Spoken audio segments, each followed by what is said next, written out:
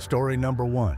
In the dense Minnesota woods, where the trees stood like silent sentinels, Caleb and his dog, Rusty, carved out a temporary home unaware of the eyes that waited in the dark, with only a tent and a fire to shield them from the biting cold. Caleb felt the forest's pulse. Alive and watchful, deer thundered through the night, their hooves shaking the earth. But something else moved in the shadows, something that mimicked his every move. Pairs of glowing eyes appeared, not animal, not human, tracking him with an eerie intelligence. When a towering creature, tall as a nightmare with ears like an ancient god, charged from the darkness, Caleb's world became a battle for survival. The woods were no longer a refuge. They were a trap, and Caleb was no longer alone. The fire's glow did little to push back the night's weight. Caleb's heart raced as he caught glimpses of movement, eyes that didn't blink, shapes that didn't belong. Each night brought more watchers, their numbers growing, their stares relentless. He'd come to escape hardship, but the forest had other plans, its secrets coiled in the shadows. By the time Caleb realized he needed to flee, the eyes were already too close, their intent a mystery that chilled his soul. Now, when I lived in Minnesota, I saw something that's troubled me for years now and still does. Caleb, a young man down on his luck, was days away from a new life in the Pacific Northwest. I had no money and no one to stay with, so me and my dog roughed it and camped out in the woods. His mutt, Rusty, was his only companion, loyal and scrappy, curled up in the tent or tethered nearby. My dog would either stay in the tent or tied up next to me. The forest was thick, its pines towering, its air sharp with winter's edge. We must have spent only about 6 days in that area. A fire burned constantly, its warmth a lifeline against the cold. And every single day I saw massive deers. They were giants compared to the deer he'd hunted in Memphis, their antlers like crowns. The deer in Minnesota were jaw-droppingly huge compared to my 10-pointer. They crossed the nearby train tracks, 100 yards off, their forms clear despite the dense trees. Sometimes they would be about 100 yards away, walking or running across some train tracks. Caleb marveled at their size, a fleeting thrill in his makeshift life. But other creatures stirred too. Before night, I would always see a dog, sometimes even 2, looking at me and very slowly approaching. Their eyes glinted, cautious but bold, and Caleb's shouts sent them scattering. I always screamed and hollered when I noticed them. On the second night that I was there, I heard crashing through the woods and rocks near the tracks as well. The sound was chaos, a stampede breaking the night silence. I stepped out of my tent, and I would see about 10 or so deer running down the tracks and then blindly dart back directly towards me. Caleb froze, awestruck, as the herd charged closer. The trees were huge and the woods were thick, and they were running and jumping so fast and far that I would feel the ground shake. The ground trembled, the air thick with their panic. The 2 leading deer, they came within 10 feet of me easily. Caleb's heart stopped. His body braced for impact, and honestly, I was petrified. I genuinely thought that I was about to be pierced or something. At the last second, they turned 90 degrees and just jumped, running away. I thought that it was extremely scary, but also very cool. To be honest, that night, as Caleb tended the fire, a new unease settled in. I am stoking the fire, and I noticed something off in the distance on my side of the tracks. Shapes moved, two lights glinting like headlamps. It looked like two people with headlamps on processing a deer.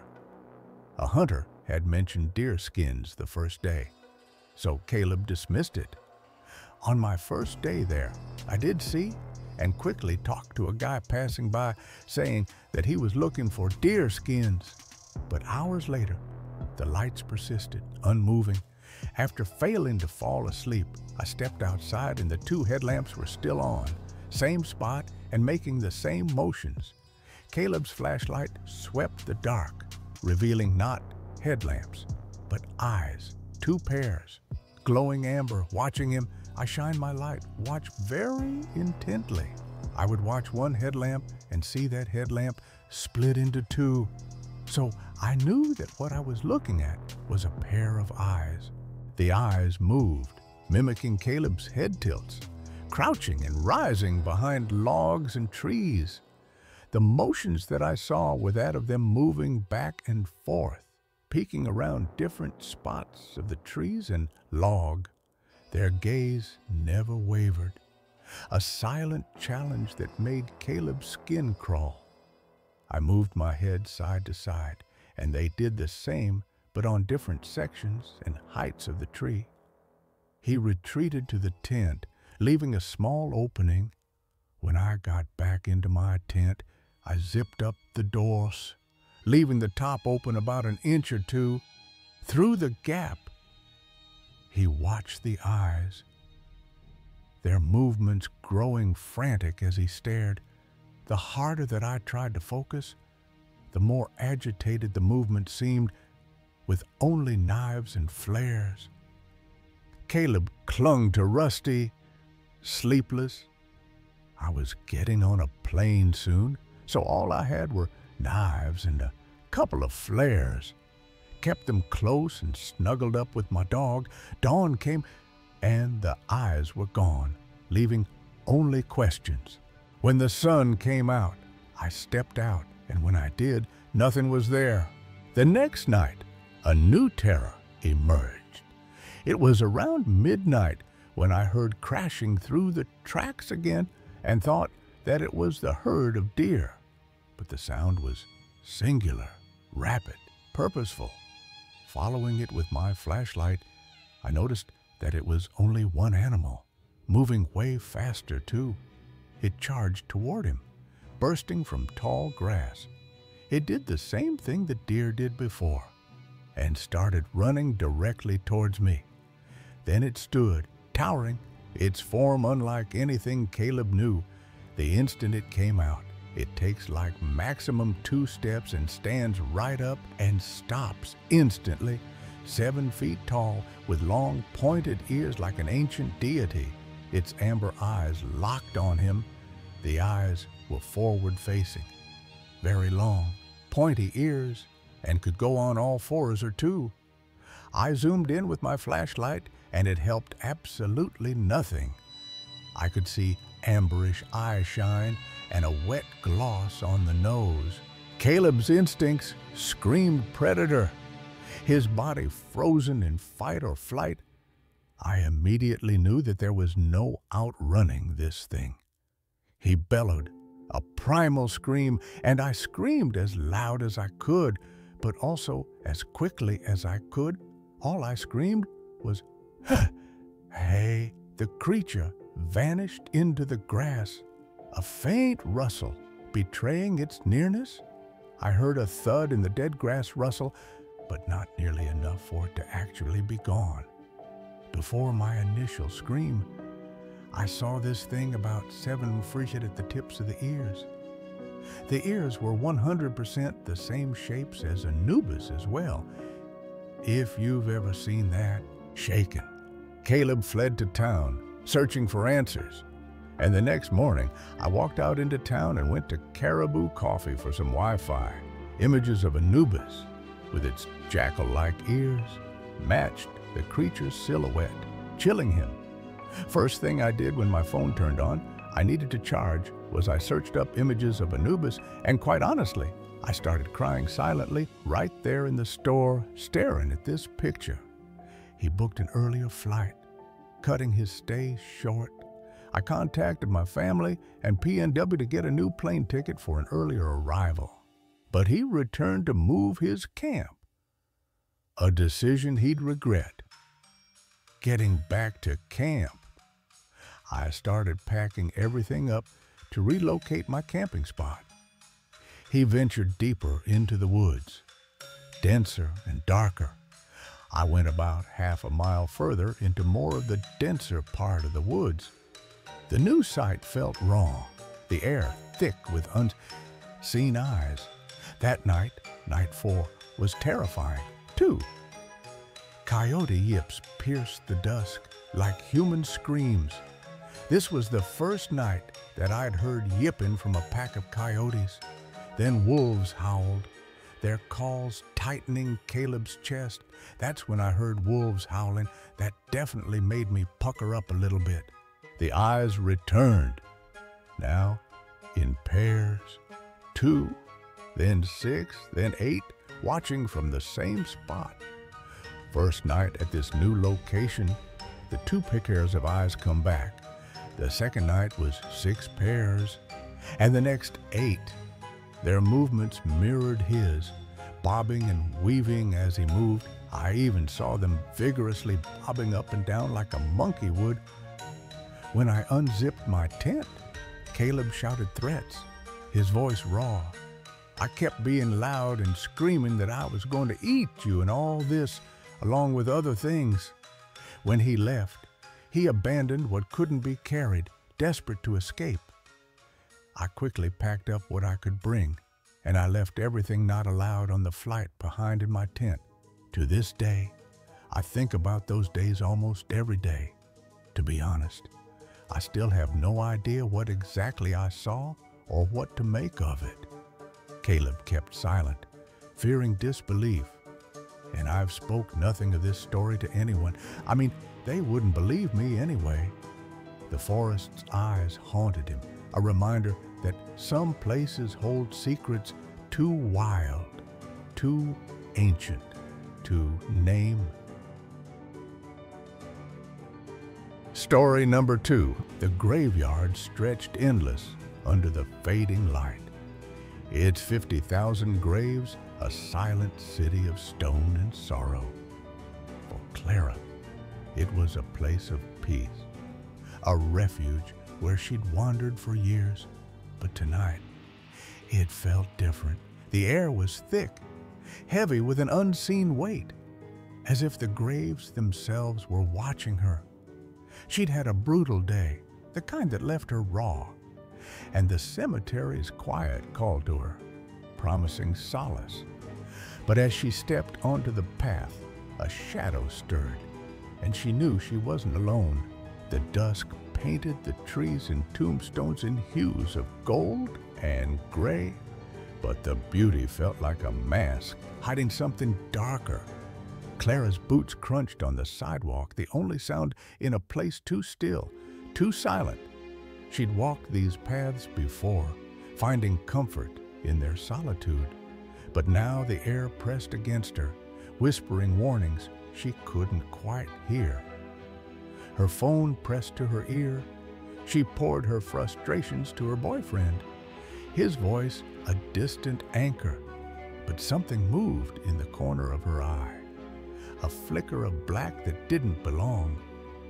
Pulling her gaze into the maze of graves, she tried to focus, to shake the unease, but her heart quickened, her senses sharp. The graveyard was vast, a labyrinth of paths and stones, and Clara stayed close to the edge, where houses lined the berm. Yet the feeling grew, a prickle on her skin, as if the ground itself was alive, aware of her presence. I thought that I saw a big black shadow at some stage, maybe 50 meters. It was fleeting, a glimpse she couldn't trust, but her body tensed. Fight or flight kicking in. It was only brief that I saw it, or I think that I saw it. Clara kept walking, phone still in hand, her eyes scanning the graves. I wasn't sure if I saw what I even saw, And had I left just then, I probably would have shrugged it off, but my fight or flight instincts definitely had kicked in. She told herself it was nothing, a trick of the light. Her emotions running wild after a terrible day, but the cemetery silence was no longer peaceful. It was oppressive, a weight that grew heavier with each step. I was still on my phone, but became extremely wary of what it was that I think that I saw. If I saw anything at all, the path stretched on, the graves looming like silent judges. Clara's gaze locked on the spot where she'd seen the shadow, her breath shallow, her boyfriend's voice fading in her ear.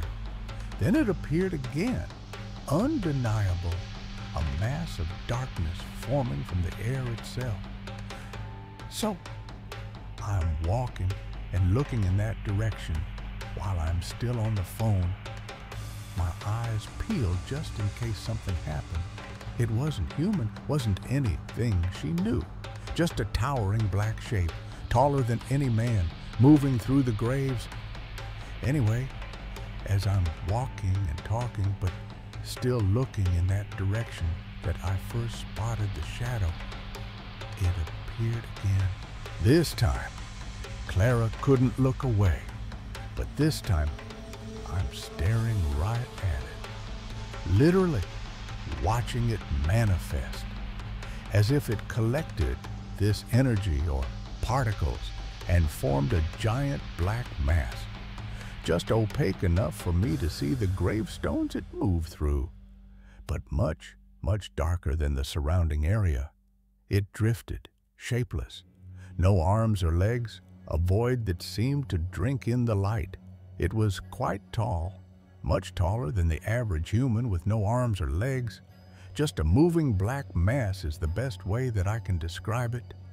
It glided through the tombstones for 4 agonizing seconds, long enough for Clara to know it was real.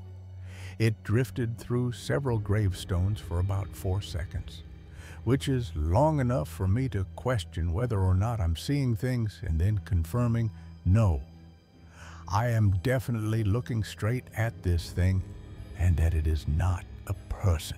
The mass was closer now, maybe 40 meters away, its presence a cold weight in her chest. It was maybe a little bit closer than when I saw it the first time, but not by much. Maybe 40 meters now. Clara's voice faltered, her phone forgotten as she stared, transfixed. But I just stared at it, and I think that I stopped talking on the phone completely at some stage. Then, as suddenly as it formed, it dissolved, like fog scattering in the wind. Then, as quick as it appeared, it just vanished, like a fog dissipating again. But a vision flashed in her mind. The next time, it would be right in front of her, its darkness swallowing her whole. Instantly, I got this image in my head that the next time that I saw it, it would be right in my face. Clara didn't wait, so I quickly told my boyfriend that I would see him at home, turned, and hurriedly walked to the car and left. Her steps were quick, her heart pounding as she fled to her car, the graveyard silence chasing her. Quite honestly, I just feel like maybe something was looking out for me and sending me a warning that whatever that thing was, it did not have good intentions and I needed to leave. She drove home. The image of the black mass burned into her mind, but the car felt safe, empty of the presence. I don't remember being very scared while I was driving. I don't feel like anything followed me or was in the car with me or anything. At home, Clara spilled the story to her boyfriend, her words tumbling out. When I got home, I told my boyfriend what happened immediately. He dismissed it, blaming her emotions, a response that stung, and well, he just shrugged it off. saying that it must have been me hallucinating since I was super emotional, furious. She turned to her uncle, who offered a different view. I lived with my uncle at the time and told him what had happened and how I was really disappointed with my boyfriend's response. He suggested her vulnerability had drawn the entity, like a beacon in her distress. That's when he suggested that maybe I saw something because I was emotional and vulnerable. Maybe my walls were down and it was drawn to me. Clara couldn't shake the encounter, its clarity haunting her. And the more that I think about that incident, the more that just feels right. I think that whatever it was, it seemed curious about me. The graveyard, with its endless graves, held something ancient, something drawn to her pain. I don't think that whatever it was had good intentions. She avoided the cemetery after that, its paths no longer a refuge, but a warning. I'm just glad to not have any lingering experiences with whatever that was. Yet the memory lingered, vivid and sharp, a puzzle she couldn't solve.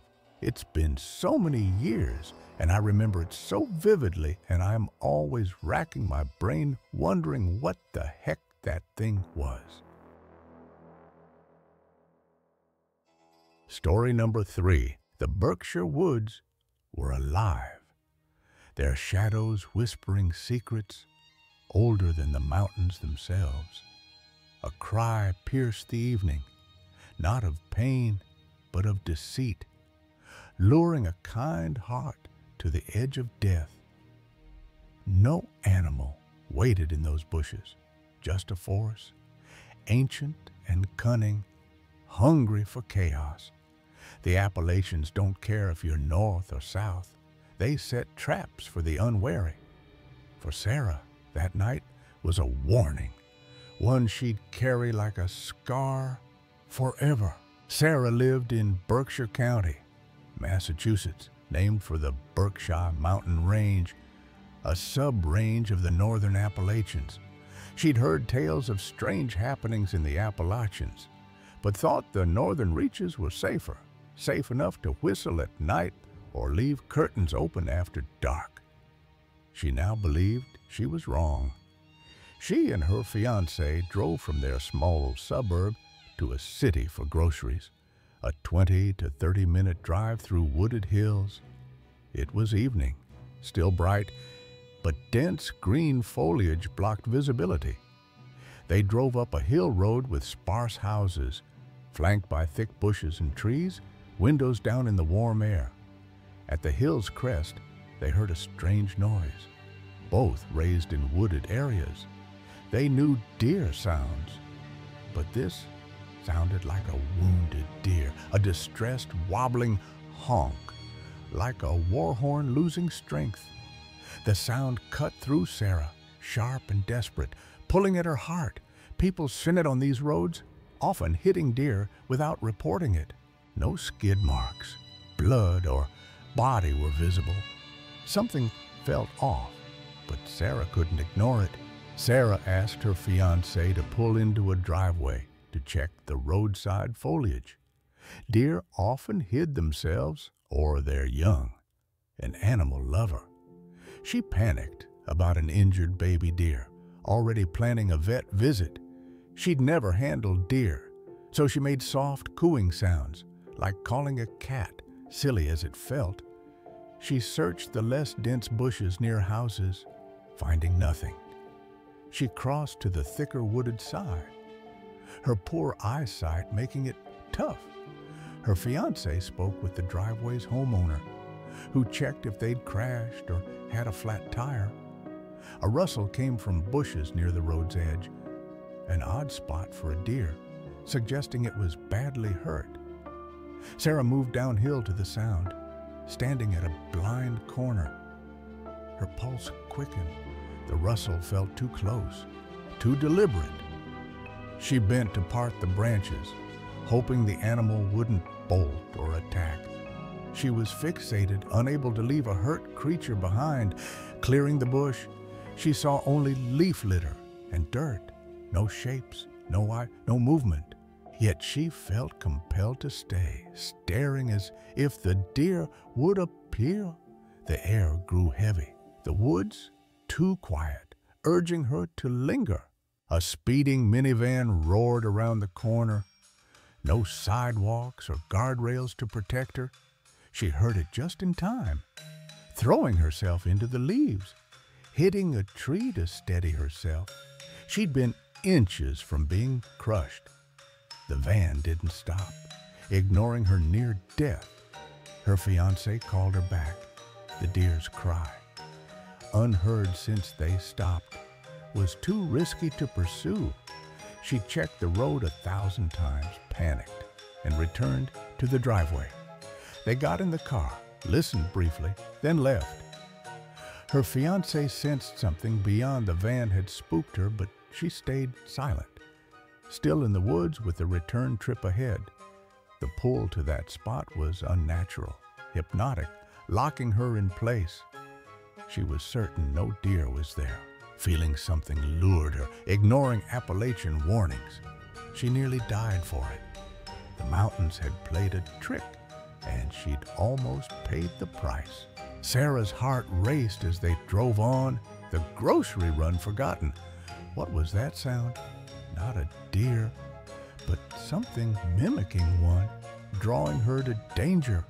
She recalled Appalachian folklore, stories of voices in the woods, luring travelers to cliffs or rivers. The northern ranges were no safer than the south. They were just quieter about it. Back home, she scoured local records, finding tales of Berkshire's callers, entities that mimicked cries to trap the curious. A 19th century logger had heard a child's wail, only to fall into a ravine. Sarah spoke to an old hunter at a gas station, his hands scarred from years in the wild. The woods want something, he said. Maybe your fear, maybe your life. She never walked alone in those hills again, closing her curtains tight each night. Some nights, she hears a faint honk and wonders if it's calling her back. The experience changed Sarah. She felt marked, as if the mountains knew her now. She and her fiancé moved away, but the Berkshire's shadow followed. A rustle outside her new home makes her freeze, expecting that cry. She found a journal in a thrift shop, its pages detailing a hiker's encounter with a wounded animal sound, leading to a near-fatal fall. The last entry read, "It's not what you think. It wants you to follow." Sarah burned the journal, but the memory of that blind corner lingers, a warning to never answer the woods' call again. Story number 4. The apartment was a cage, its walls heavy with secrets. A young boy lay in bed, the soft glow of a star projector nightlight painting the ceiling with constellations. But something was wrong.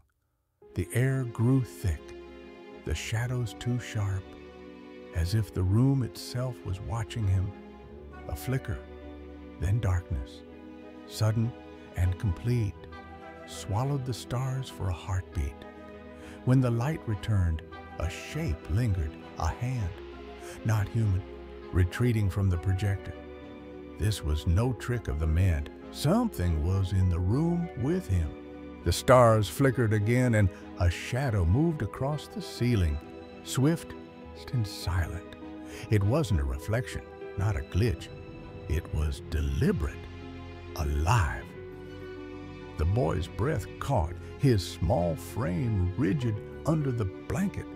He was alone, or so he thought. But the apartment had other plans. The walls seemed to lean closer, whispering secrets he wasn't meant to hear. Whatever was here had been waiting, and now it was awake. The nightlight's glow was a fragile shield, its planets trembling. The boy, barely 11, had lived in this haunted place for years, but tonight felt different, darker, heavier. Each creak, each shift in the air felt like a step closer to something he couldn't name. He wanted to run, to scream, but fear pinned him to the bed. What was moving in the dark? And why had it chosen him? The apartment had never been safe. But now it was a battleground. Shadows weren't just shadows here. They had weight, intent. The boy's heart pounded as the room seemed to pulse, alive with malice. He'd heard stories of Florida's swamps, of things that lingered where they shouldn't. But this was real, close, inescapable. Could he survive the night, or would the darkness claim him? The starlight flickered once more, a final warning. The boy clutched his blanket, eyes wide, searching the ceiling for answers. Something was coming, something that didn't belong in this world. The apartment, with its peeling paint and hidden past, was no home. It was a prison for things that refused to rest. He had to move. But where could he go when the dark was alive? In 2010, Ethan lived with his dad and sister in a small apartment in northern Florida. They'd been there almost 3 years. And paranormal stuff had already been going on, like footsteps or hearing people talking when nobody was home. The noises were easy to dismiss as neighbors, but Ethan hated sleeping alone and was terrified of the dark, clinging to his DS under the covers for comfort. That night, his dad took his DS and moved the nightlight from the hallway into his room to get him to sleep. It was a projector nightlight that lit up the ceiling with stars and planets. Ethan lay awake, staring up at the solar system, wide awake and wired. The room felt wrong, the air heavy with an unseen presence. Suddenly, the room went pitch black for a split second, like someone put their hand over the light.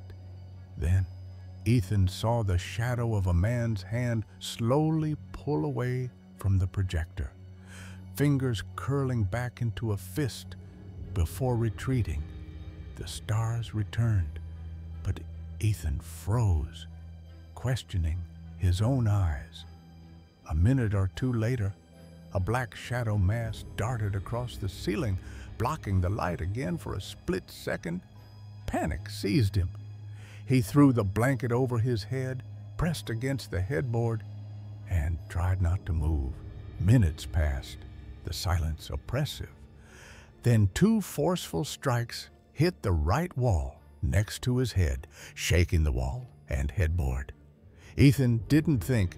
He ran to his sister's room, dove under her blanket, and stayed until morning the next day.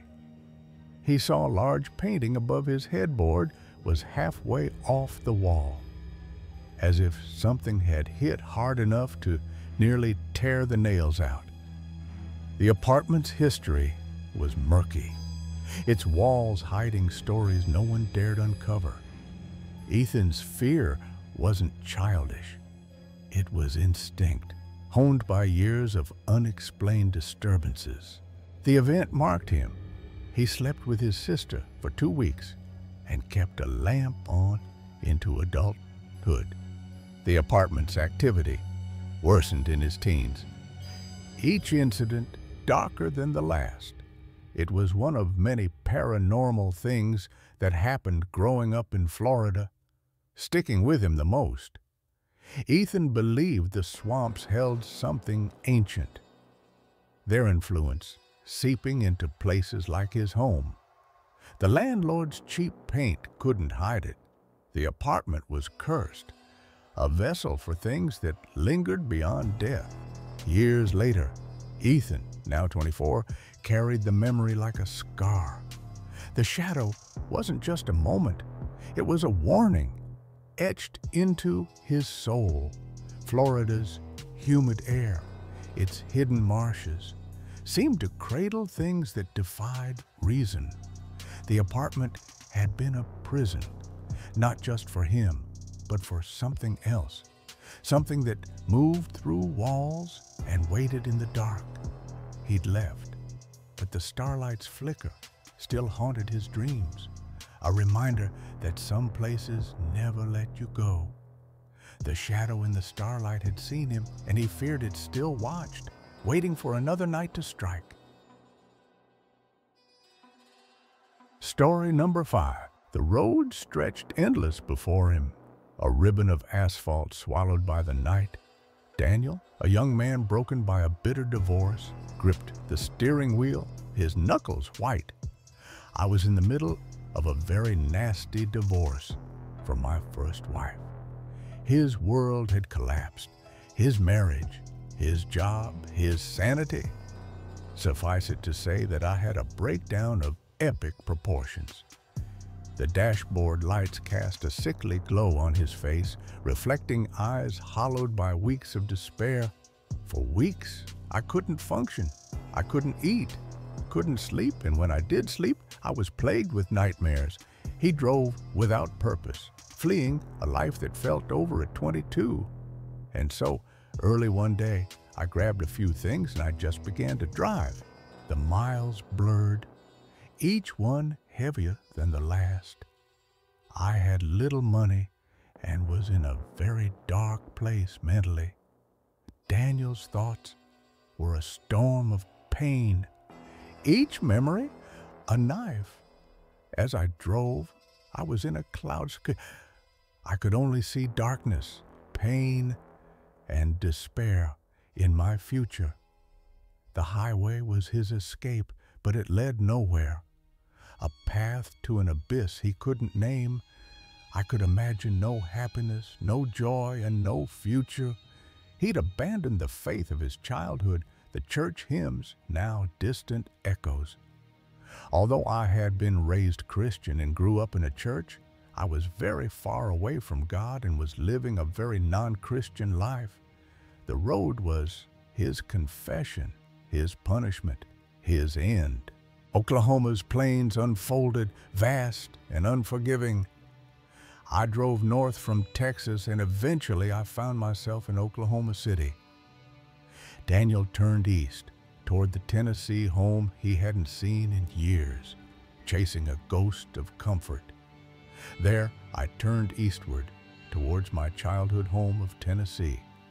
But the darkness followed, thicker now, as if the night itself was alive.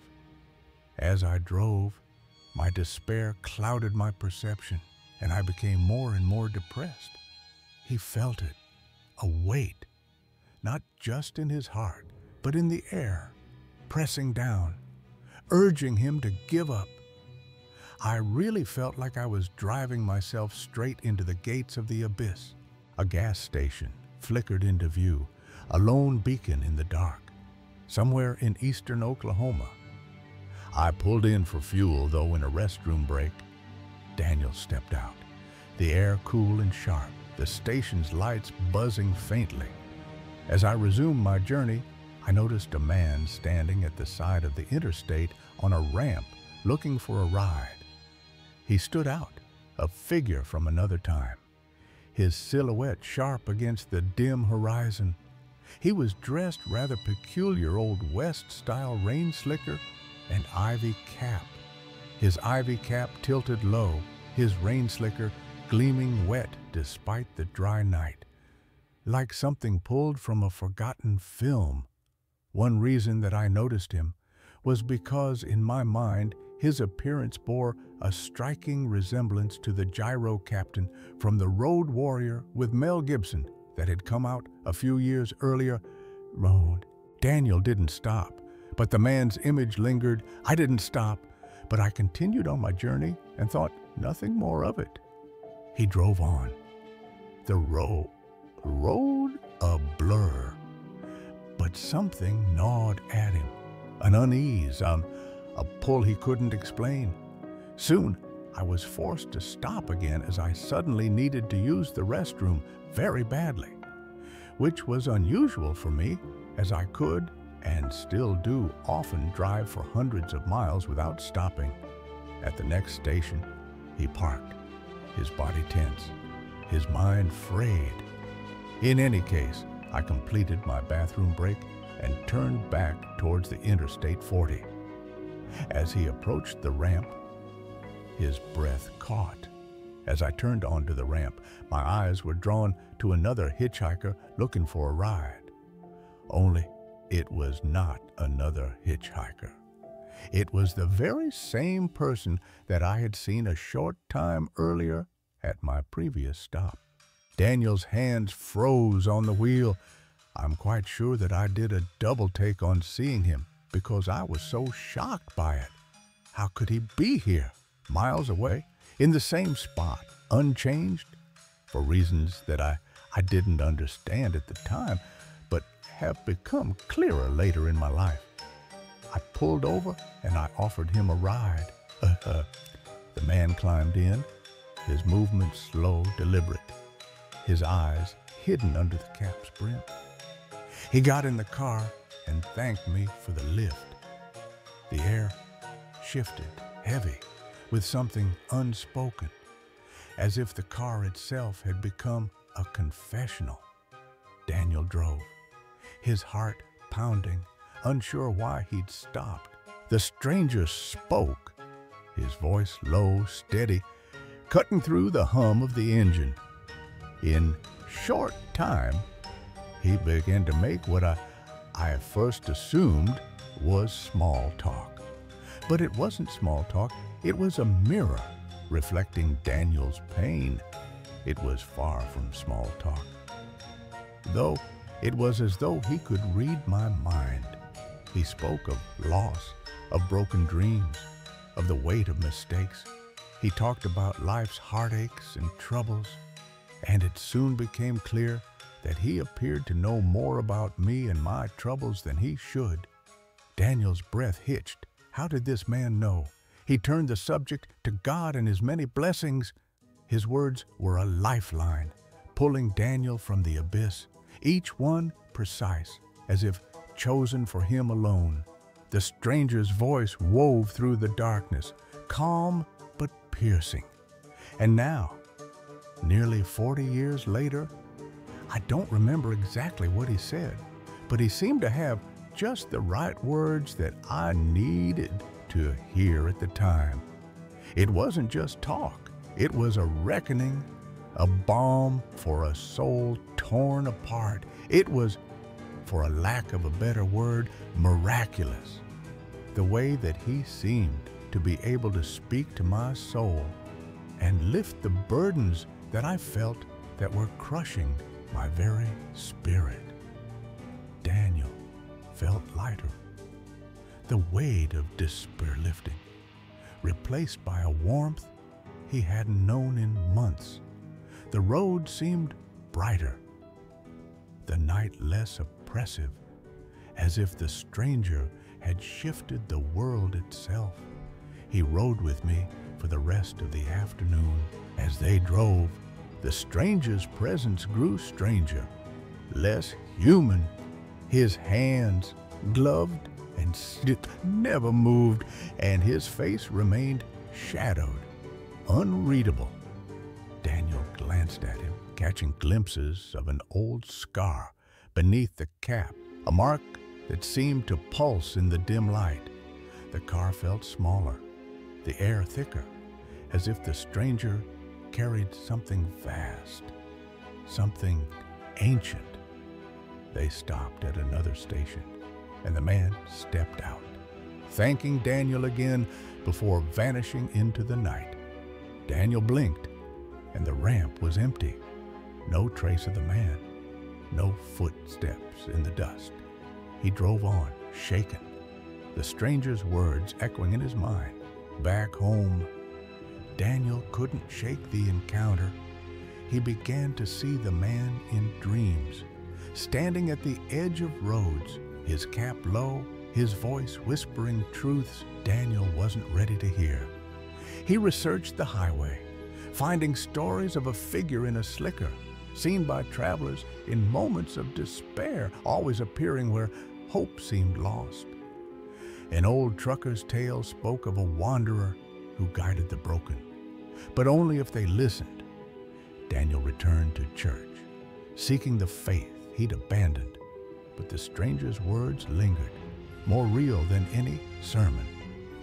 Years later, he found a photo in an archive, a grainy image of a man in an ivy cap standing by a 1930s Oklahoma road, his face blurred but familiar. The caption read, "The Guide, seen by those who need him most." The dreams never stopped, but they changed, less haunting, more guiding. Daniel felt watched, not with malice, but with purpose, as if the stranger was still there, waiting for him to falter. He rebuilt his life, found peace, but never drove that stretch of highway again. At night, he'd sometimes hear a faint hum, like a voice on the wind, urging him forward. He kept a journal, writing down what he remembered, afraid to forget. The stranger hadn't just saved him, he'd marked him, bound him to a truth he couldn't escape. The road was still out there, and so was he, waiting for the next lost soul. Story number 6. The mountains loomed dark and silent, their forested slopes swallowing the last light of day. At the base of the ridge, where Mark and his wife, Sarah, shared an acre of land with Sarah's mother, Ellen, the night felt heavier than usual. A call from Ellen shattered the quiet, her voice trembling as she spoke of a sound, a wail, piercing and human-like, echoing from the woods beyond her backyard. Mark stood at his window, Sarah beside him, listening as the sound cut through the stillness, a cry that wasn't fox or coyote, but something far more unsettling. They stood, frozen, the wail rising and falling, long and mournful, like a woman's voice stretched beyond reason. Mark's skin prickled, not with fear, but with an urge to understand.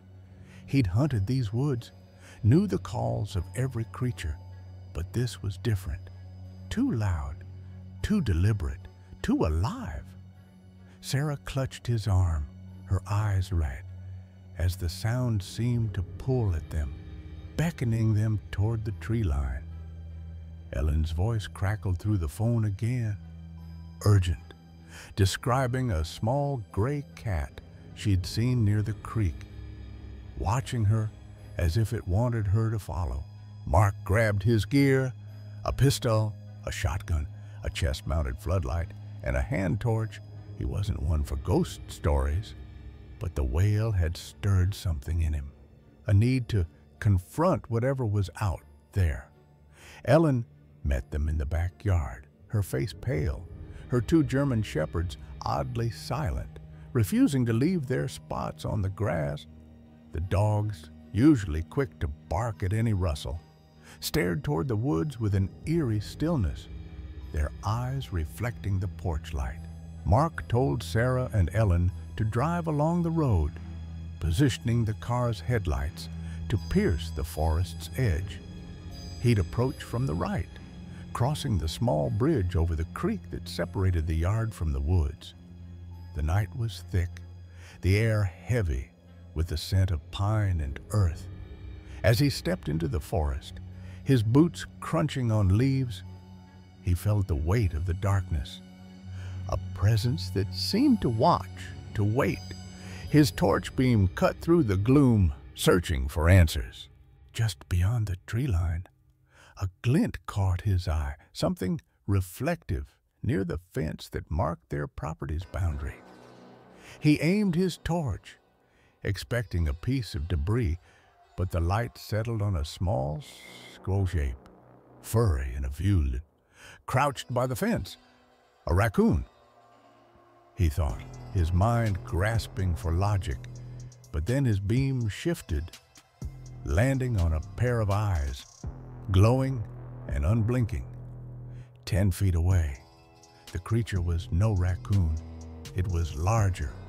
its form a strange blend of canine and feline, its gray fur shimmering in the light. My mother-in-law, who lives on the opposite end of an adjoined acre plot of land as my wife and I, called my wife, telling her that she was hearing a loud wailing sound out back of their house past the tree iron. Ellen's voice had been unsteady. Her words rushed, describing a sound that didn't belong. My wife got my attention and told me to come to the window where we listened for about 10 minutes, and there was a very loud feminine wailing coming from the woods. Mark had tried to record it, but the wail stopped just as he pressed the button, leaving only silence and Ellen's voice on the tape. She has 2 German shepherds, and they will bark at just about anything, and they spend the majority of their time outside laying in the yard anyway. But weirdly, neither of them made a sound, or did either of them want to go outside with her that day. Ellen had stepped onto the porch, clapping her hands to scare off whatever was out there, but the dogs stayed put, their silence louder than any bark. And after a little bit, she saw what she said was a small gray cat looking to be about domestic size. It walked up to the far side of the creek that separates the backyard from the woods, but it didn't move any closer and then proceeded to go back up the hill into the woods. Mark's torch lingered on the creature now, its eyes fixed on him, unafraid. What I had seen before just had been this raccoon, but what I saw after that was something else completely. This thing was a little bigger than a coyote. It had gray fur, and honestly, I cannot recall if it had a tail or ears or anything else, but it was both canine and feline in characteristics. Leaning more toward canine in appearance, it didn't flee like a coyote would, didn't scatter like a fox. It just stared, then turned, moving deeper into the woods with a slow, deliberate gait. Mark felt no fear, only a strange pull, an urge to follow. It stared into the light at me for a few moments and then started walking slowly deeper into the woods. He switched on his chest light, the beam flooding the forest, and stepped forward, his boots sinking into the soft earth. The raccoon had vanished behind a pile of rocks, but the creature was still there, its eyes glinting from the crest of a hill. I just sort of looked up into the woods towards a crest at the top of the hill and saw its eyes again staring at me. He moved deeper, the forest closing around him, the silence broken only by his own breathing. I turned on my chest-mounted floodlight and started making my way towards it. I walked probably about 100 feet deeper into the woods. The creature didn't move, its gaze steady, almost beckoning. Mark pushed on, past the point where sense should have stopped him, until he glimpsed his neighbor's house through the trees. I kept walking until I saw my neighbor's house. A crunch of leaves behind him broke the spell.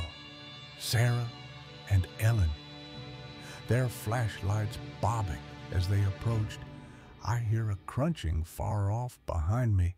At the base of the woods, it was my wife and mother-in-law. Mark turned, and when he looked back, the creature's eyes were gone, vanished over the hill. I looked back and saw their flashlights, and when I turned back to look for the eyes again, they had disappeared beyond the crest of the hill. Mark called Sarah, his voice steady despite the strangeness. I pulled out my phone and called my wife and asked her where it ended. She mentioned the red flags marking the electric fence, but he couldn't see them. Keeping my eyes toward the hill, I started walking backwards toward our property, and I had walked back about 100 feet before I saw the line of small flags. He retreated, meeting Sarah and Ellen at the base of the woods, pointing out where he'd seen the creatures. As they reached the porch, another wail split the night, deeper, darker, coming from the hill. We made our way back down the yard and just barely made it back to the porch when another wail was let out. This time it was different. It was similar, but it was a deeper pitch, and it came from the direction of the creature that I had followed. Mark didn't sleep that night, the wail echoing in his mind.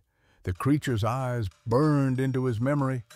But now when I think back on it, the whole situation makes me really nauseous. Listening to the recording from the other night makes me nauseous.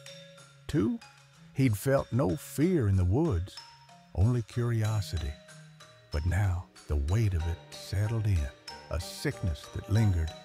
The forest was their backyard, their home, but it held something else now, something that wailed, that watched, that waited. Story number 7. The night in the Bangladeshi village was a living thing, its heat a heavy hand pressing against the house. Amina, visiting her hometown, lay awake in a room thick with stillness, the open windows offering no relief, only the promise of a breeze that never came. Iron bars guarded the openings, but they couldn't keep out the darkness that seemed to seep inside. A faint clatter broke the silence, a sound too deliberate for the wind, and Amina's eyes snapped open. Something was out there, moving in the yard, and it wasn't human. The house was a fragile refuge, its walls worn by years of monsoons and secrets. Amina shared a bed with her young niece, Lila, while her mother and aunt slept on mats nearby. The air was a blanket of heat, suffocating, but the silence was worse, unnatural, as if the night was holding its breath. The clatter came again, sharper, closer, like a challenge issued from the shadows.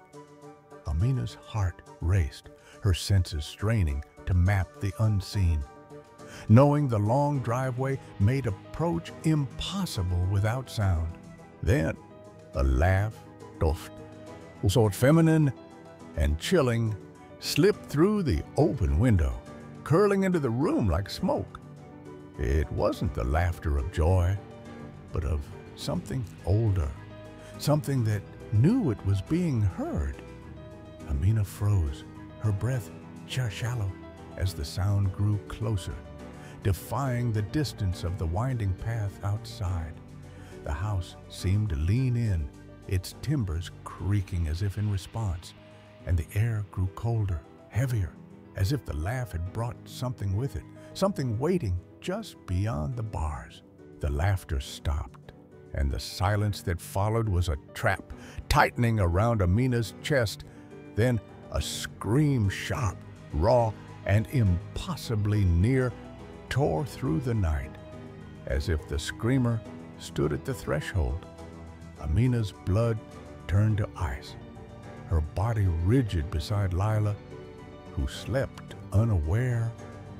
The sound wasn't just close, it was intimate, as if the thing outside knew her name, her fear, and wanted her to know it was there, laughing at her terror. She couldn't move, couldn't think, but the laughter returned, louder, crueler, right outside the window. The iron bars felt flimsy now, a weak defense against whatever hunted in the dark. Amina's mind screamed to act, to protect Lila, but her body was a prisoner of fear. The house was no longer a home but a stage, and the thing outside was its star, performing for an audience it had chosen.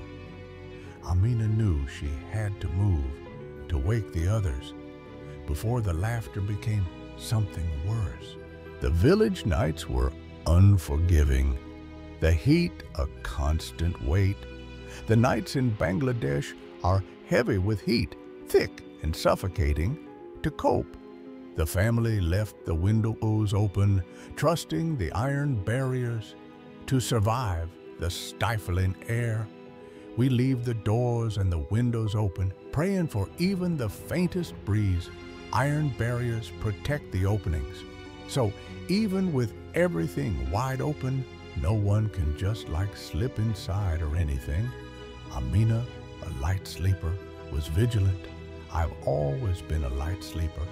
And that night, I shared a bed with my little niece while my mother and aunt slept on the floor nearby. The clatter of a can woke her, sharp and out of place. I awoke to the faint clattering sound of a can skittering across the ground outside. She waited, tense, until it stopped. I froze, my senses sharpening. I waited, heart pounding, until the sound stopped. But as sleep beckoned, the laughter began, soft and eerie. A sound floated through the darkness, the soft, eerie laughter of a woman. Amina tried to dismiss it as a local eccentric. At first, I brushed it off. Perhaps it was just one of the mad women who lived down the street. Then came the scream. So close it seemed to claw at the bars. A scream shattered through the night, so sharp and close that it sounded as if it had been unleashed right outside of our barrier. Amina sat up, heart thundering, staring into the void outside. I shot upright in bed, my blood running cold. I squinted into the darkness beyond the door and the window, but the world outside was an impenetrable black void. The laughter returned, now at the gate. Impossible in its speed, the screaming ceased, and the laughter returned. Only now it was no longer distant. It was just outside, right there, laughing as if it already knew that we were listening. The driveway's length made the proximity unnatural. Our driveway is long, winding from the road to the house, even sprinting. It would have taken someone minutes to reach the gate. Amina, trembling, woke her mother, who had heard it too, moving carefully. I slid out of bed and shook my mother awake. She opened her eyes, and I could see immediately that she had heard it, too. They roused her aunt, fearless and unyielding. Together, we roused my aunt, a woman whose fearlessness was legendary in our family. Her aunt grabbed a flashlight and faced the dark. Without a moment's hesitation, my aunt seized the torch and moved to the barrier. The beam swept the yard, and the laughter stopped. She shone the light into the night, sweeping it across the yard. The laughter stopped at once. Nothing was there, no figure, no sound. There was no one there, no figure darting away, no rustle of retreating footsteps, nothing. Her aunt stepped out, defiant, searching every corner, refusing to be intimidated. My aunt flung open the front gate and stepped out into the suffocating darkness.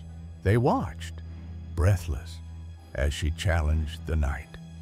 Mom and I watched through the barrier, hardly daring to breathe. Her aunt's voice cut through the silence, demanding answers. My aunt's voice rang out, sharp and fearless. "Who's there? Come out before I come for you." But the night was empty. But there was no response. She searched everywhere. There were only two ways in or out, both wide and clear. She returned, locking the gate, but the laughter erupted again, cruel and close. She locked the gate behind her and returned to us.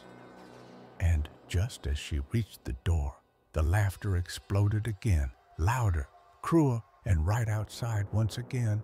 Panic took hold, and they woke the men, who armed themselves and searched the yard. Panic finally seized us. We rushed to wake my brothers and uncles, hammering on their doors. The laughter stopped as they opened the gate. They unlocked the gate, ready to confront whatever it was. The moment that the gate opened, the laughter stopped. They found nothing, no tracks, no signs. They scoured that yard, the porch, the rooftop, searching every shadow. But there was nothing, no footprints, no movement, no sign that anyone had been there at all.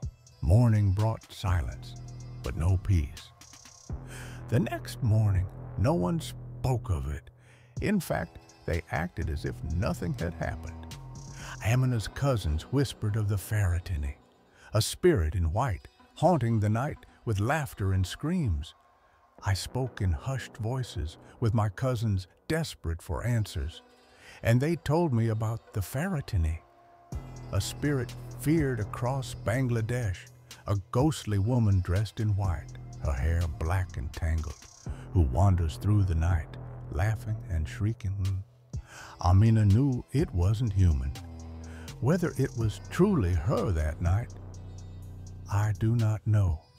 But all I know is that something was there. And whatever it was, I am confident that it was not human. The house stood unchanged, but its air was heavier now, tainted by the night's terror. Amina avoided the windows, her sleep broken by every sound. The Ferretini, or whatever it was, had marked the house, its laughter a promise of return. She left the village, but the memory clung to her, a shadow that followed across borders.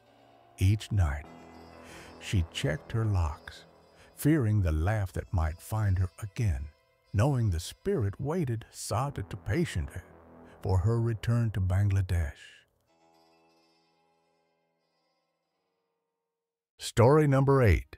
The night was heavy, the kind that presses against your chest, making every shadow feel alive. Emily pulled her car onto the quiet road leading to her small house, nestled on her parents' sprawling property. Exhaustion clung to hers after a long evening at a friend's, her eyes heavy as she neared the familiar glow of her porch light. But something was wrong. A figure sat in the plastic chair on her porch, still as stone, staring into the darkness. Her attention was fixed in the front of her house, where a small front porch with a light that turns on automatically held a small table decorated for the holidays and a small plastic chair in the corner. Emily's heart skipped, her mind racing. Was someone waiting for her? She slowed the car, squinting through the windshield, her headlights barely reaching the porch. It looked like a man was sitting in that chair. A thin man with pale hair facing the road at 35 yards.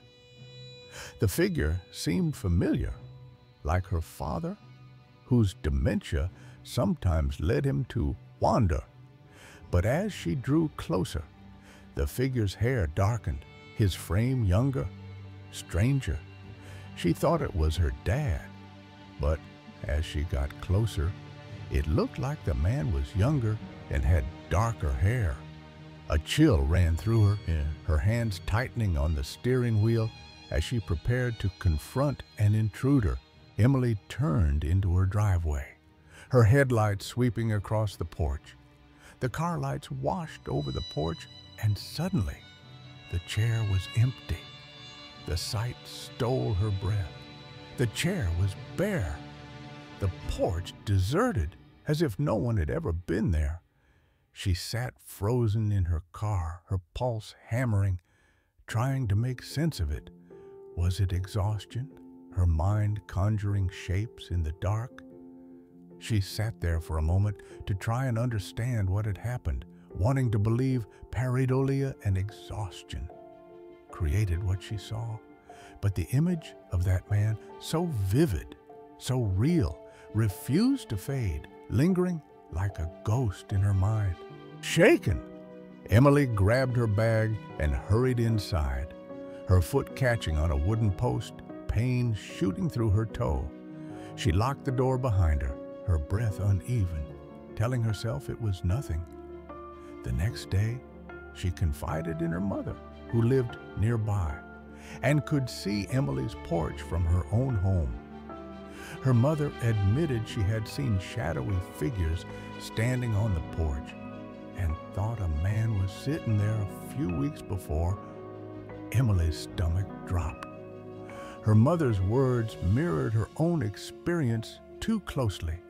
She heard a man's voice at the door one evening when Emily was out, thinking it was one of her brothers or friends, but nobody was there. The realization hit hard. This wasn't just her imagination. The second sighting came on another late night. Emily's mind distracted by thoughts of dinner and TV. She'd moved the chair, hoping to break the spell of that first night. But as she pulled into her driveway, her heart sank. She saw the man sitting there again, a thin man with a thin face, grayish-brown hair, wearing a burgundy shirt, staring at the road this time.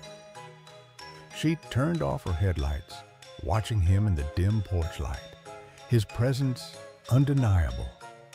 She sat in her car staring at him for almost a minute, then turned her lights on, and like before, he disappeared.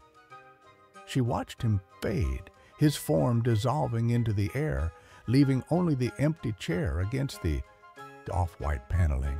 Emily's house, once a sanctuary, now felt like a stage for something otherworldly. She researched the property, uncovering stories of a former tenant, a quiet man who'd lived alone, his death unmarked by records. She already knew her house was haunted, but she'd never seen a male spirit before now, and it made her uneasy. Her mother's encounters, the voice at the door, confirmed the spirit's presence wasn't new.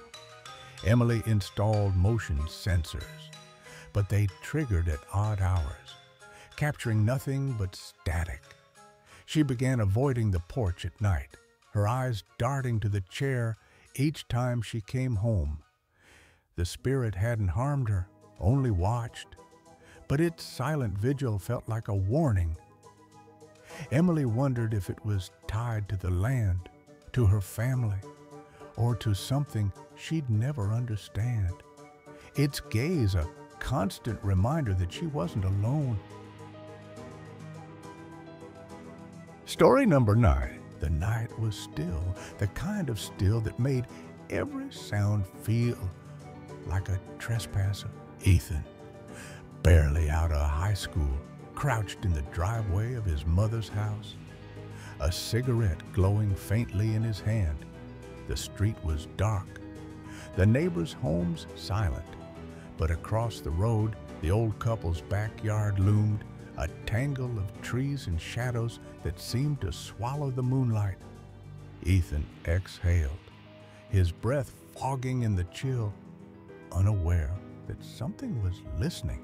He'd snuck out like this dozens of times, hiding from his mother's watchful eye. But tonight felt different. The air was heavy, pressing against his chest, and the usual hum of crickets was gone. He flicked ash onto the gravel, his eyes drifting to the neighbor's yard. That's when it came, a scream, raw and guttural, tearing through the silence from the backyard. It wasn't a cry for help. It was pain, primal, and it froze Ethan's blood. The sound clawed at him, muffled but distinct, like a man trapped somewhere deep in the dark. Ethan's cigarette fell, smoldering on the ground. The scream rose again, jagged and desperate, then cut off, leaving a silence louder than the noise. His heart pounded not with concern, but with a terror he couldn't name. Whatever was out there wasn't human, not entirely. He stumbled back, his eyes locked on the shadowed yard, waiting for something to move. Nothing did. The trees stood still, their branches like fingers clutching the night. Ethan's instincts screamed to run, but his legs felt rooted, his breath shallow. The backyard wasn't empty. He felt it. A presence watching from the dark, its gaze heavy and cup. The scream had stopped, but its echo lingered in his bones, a warning he didn't understand. He turned and bolted inside, the door slamming behind him, but the fear followed. Ethan didn't sleep that night. He lay in bed, the house creaking around him, every sound a reminder of that wail. He tried to convince himself it was an animal, a trick of the wind, but the terror was too real, too deep. The backyard across the street wasn't just a yard anymore. It was a place where something waited, something that had screamed and gone silent, but hadn't left. Ethan's younger years were spent in his mother's house, a modest place in a quiet neighborhood. After he went to college, his little brother still lived there. Their mother was a sound sleeper, so Ethan's brother would sneak out into the driveway to smoke a cigarette late at night. He did this often, a small rebellion. One night, he was out later than normal. Across the street lived an older couple, often away traveling. They weren't home, and their big backyard had mature trees, shrubbery, and outbuildings like a chicken coop and old sheds. That night, as Ethan's brother sat out there, he heard a scream from their backyard area. It was like a man in agony, guttural and primal, but muffled and distant. The sound lasted a few moments, then stopped. He was petrified, with a horrible feeling, terrified instead of worried for whoever it was. He fled inside, trying to forget, but the fear clung to him. A couple of weeks later, he was out again, and at the same time, he heard the screams again, exactly the same. He was absolutely terrified. Weeks passed, and the memory of those screams haunted him. One day, the woman who lived in that house was taking a walk while he was outside. He mustered the courage to tell her. She chuckled and said that when they moved in years ago, the children who lived there before said the backyard shed was haunted. The words hit Ethan's brother like a stone. He hadn't imagined it. Something was wrong with that shed, something tied to those screams. The revelation changed everything. Ethan's brother stopped smoking in the driveway, his nights spent indoors. The backyard across the street, a forbidden place. He told Ethan the story, his voice low, his eyes darting as if the shadows could hear. Ethan, older and skeptical, wanted to dismiss it, but the fear in his brother's face was undeniable. The shed wasn't just a story, it was a warning. Ethan couldn't let it go. He started watching the neighbor's yard, noting its details, the gnarled oaks, the rusted chicken coop, the sheds sagging under years of neglect. The one his brother mentioned stood out, its wood warped, its windows boarded, a faint red stain on the door that might have been paint. Ethan's brother swore he'd never go near it, but Ethan, curious and stubborn, decided to investigate. One evening, while the neighbors were away, Ethan crossed the street, flashlight in hand. The backyard was a maze of shadows, the air thick with the scent of damp earth. He approached the shed, its door slightly ajar, the red stain glinting in the beam of his light. The silence was oppressive, broken only by a faint rustle, like something shifting inside. Ethan's pulse quickened, but he pushed the door open. Inside, the shed was a clutter of old tools, cobwebs, and dust. But the air felt wrong, too cold, too heavy. In the corner, a pile of bricks seemed to move, Though no breeze stirred, Ethan's flashlight flickered, and for a moment he thought he heard it, a low, guttural moan, not quite a scream, rising from the floor. He backed out, the door slamming shut behind him, and ran, his breath ragged. The next day, Ethan asked around, digging into the neighborhood's history. An old man at the corner store knew the house. Decades ago, a worker had died in that shed, crushed under a fallen beam, his screams unheard until it was too late. The family who lived there then had left, claiming the shed was cursed, their children whispering of a man who still screamed in the dark. Ethan's stomach churned. His brother hadn't been wrong. Ethan's brother never went back to the driveway, and Ethan never returned to the shed. The neighbors came home, oblivious to the story, but Ethan noticed they never used their backyard, their sheds left untouched. Sometimes, at night, he'd catch his brother staring out the window, his face pale, as if listening for that scream. Months later, a storm tore through the neighborhood and the shed collapsed. Its wood scattered across the yard. The screams stopped, or so Ethan's brother said, but he never smoked outside again. And the backyard remained a place of shadows, its secrets buried but not gone. The house across the street stood as it always had, but Ethan and his brother knew better. Some places held on to their pain, and some sounds never truly faded. And in that backyard, where the shed once stood, something lingered, waiting for the next soul to hear its wail. Story number 10. The forest around Mount Hood was too perfect, its silence a trap. Ethan, seeking escape from the grind of life, hiked alone into Owl Hollow, a place barely marked on any map. The trail felt alive, its trees leaning closer, their branches tracing patterns that didn't belong. He paused by Jordan Creek, the water's murmur the only sound, but the air shifted, heavy, like a breath held too long. Ethan's skin prickled.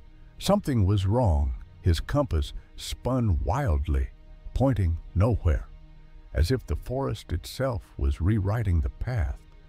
A tree ahead bore carvings, symbols, not letters, etched deep into the bark. They pulsed faintly, glowing under the afternoon sun, whispering his name in a voice he felt rather than heard. Ethan's heart raced. The forest wasn't just watching, it was calling. He tried to turn back, but the trail had changed. The path behind him was gone, replaced by a wall of trees, their trunks twisted into shapes that mimicked faces. Ethan wasn't alone. The forest knew he was there. Then he saw it. A figure, not human, crouched low, its eyes black voids, its smile a slash of wrongness. The forest wasn't a place. It was a hunter, and Ethan was its prey. I went hiking alone near Mount Hood. I was trying to get away from everything, work, noise, people. Ethan, a city-weary office worker, craved solitude. I found this spot in an old Forest Service map called Owl Hollow near Jordan Creek, and honestly, it sounded perfect, secluded, quiet, barely even mentioned online. The trail was serene at first, the creek's hum and his boots on gravel grounding him. Well, the first few hours were fine, peaceful even, just the sound of the creek and my boots crunching gravel. It felt good, like I could breathe again, but a creeping unease took hold.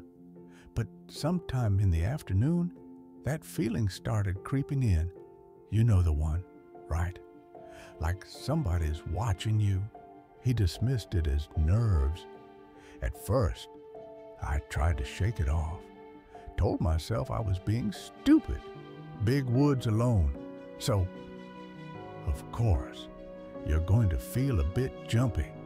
But it kept getting worse.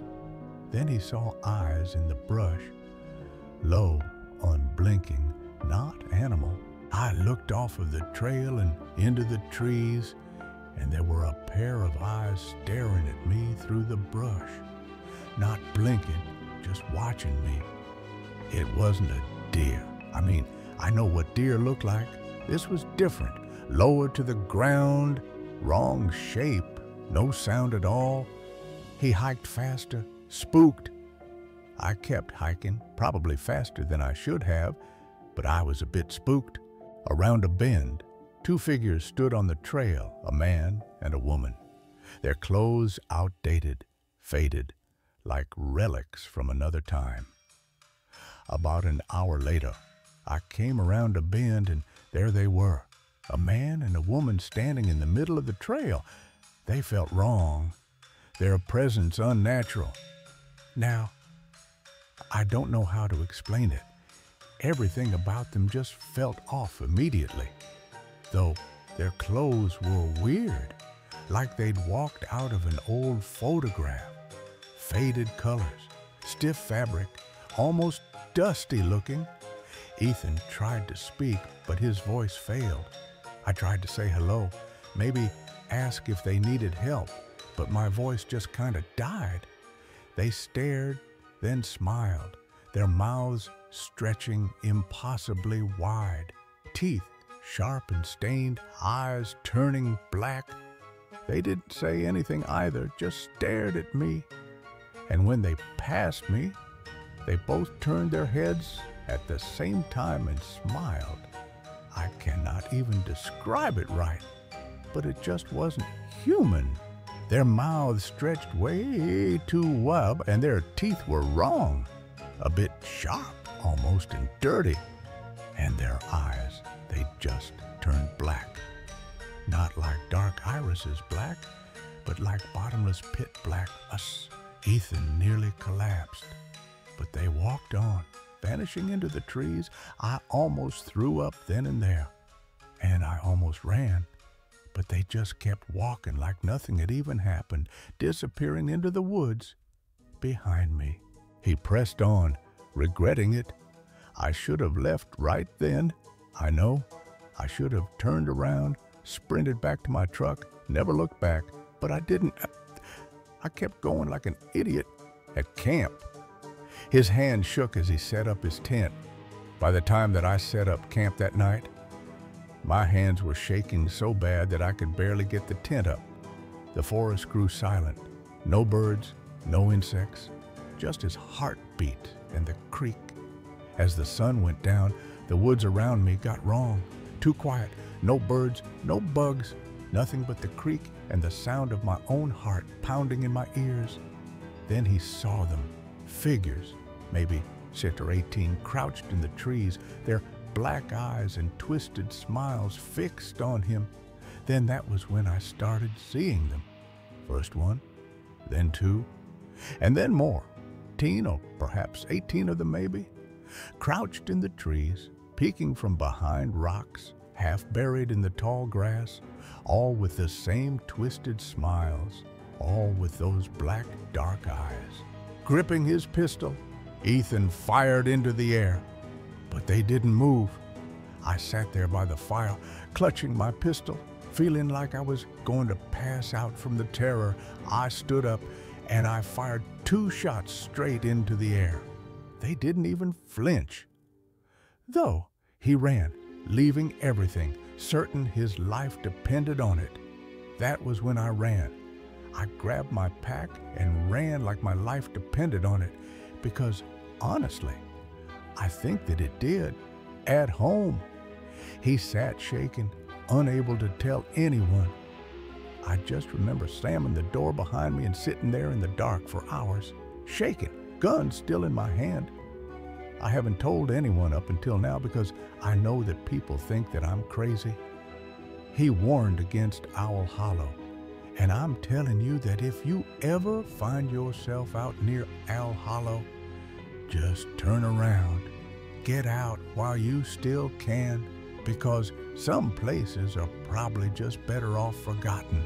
The forest wasn't just a place, it was live, deliberate. Ethan's compass, useless now, lay in his pack, its needle still spinning. The carvings he'd seen on the trees weren't random. They formed patterns, circles and lines that seemed to shift when he looked away. At night, his dreams replayed the figures, their smiles stretching wider, their eyes pulling him in, whispering thoughts that weren't his. He'd wake, heart pounding, feeling like the forest had followed him home.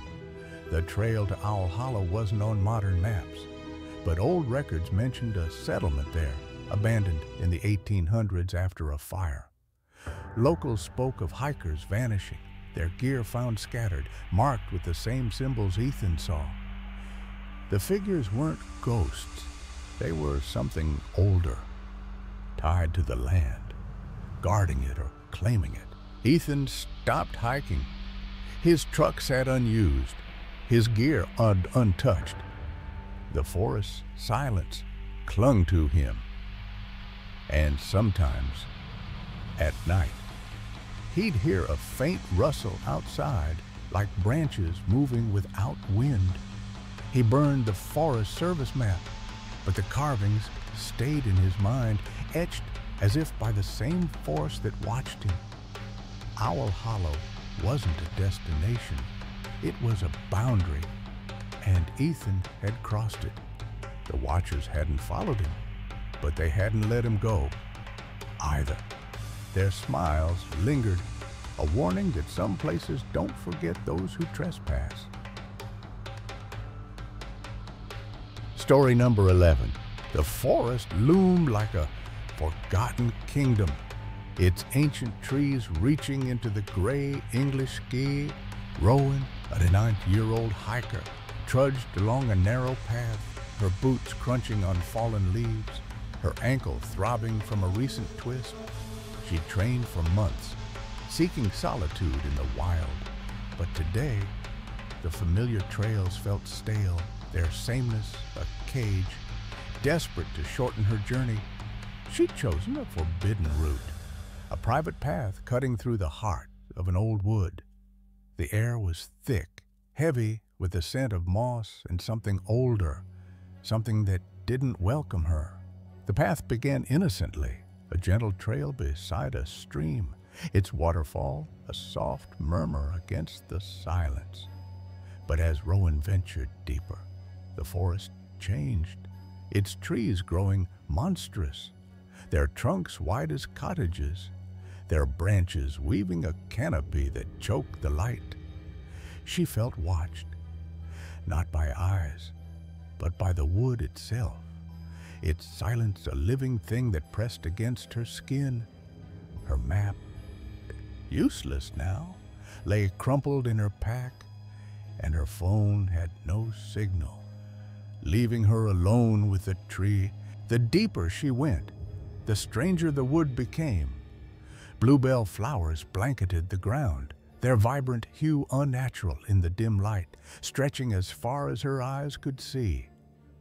Rowan's breath caught. She'd never seen such a sea of blooms, not in all her hikes.